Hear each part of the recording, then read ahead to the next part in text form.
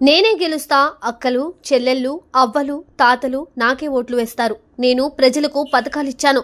దత్తపుత్రుడు చంద్రబాబు ముసలివాడు, వాళ్ళు హైదరాబాద్ లో ఉంటారు.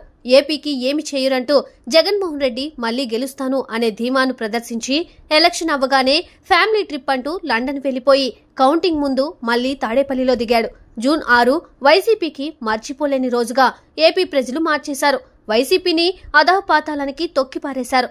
మంచి చేసి ఓడిపోయామంటూ తాడేపల్లి వెళ్లి అక్కడి నుండి పులివెందులకి అటు నుండి అటే బెంగళూరు వెళ్లిపోయిన జగన్ ఆ తర్వాత పిన్నెల్లి పరామర్శతో తిరిగి తాడేపల్లి వచ్చాడు. వినుకొండ ఘటనతో ఢిల్లీలో ధర్నాని మొదలుపెట్టి మళ్లీ బెంగళూరు చెక్కేసిన జగన్ ని సొంత నేతలే విమర్శిస్తున్నారు. కార్యకర్తలను పట్టించుకొని జగన్ ఓటమి తర్వాత కూడా పాఠం నేర్వలేదు అంటూ తలపట్టుకున్నారు.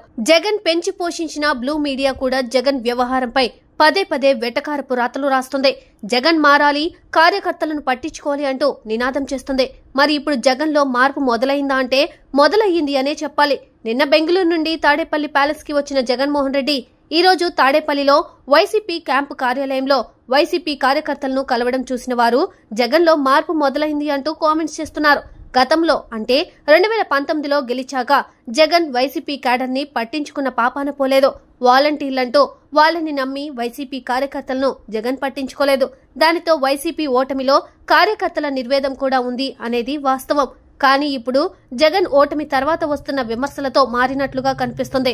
దానికి ఉదాహరణే ఈ రోజు క్యాంప్ ఆఫీసులో వైసీపీ క్యాడర్ ని అభిమానులు కలిసి వినతులు స్వీకరించడం.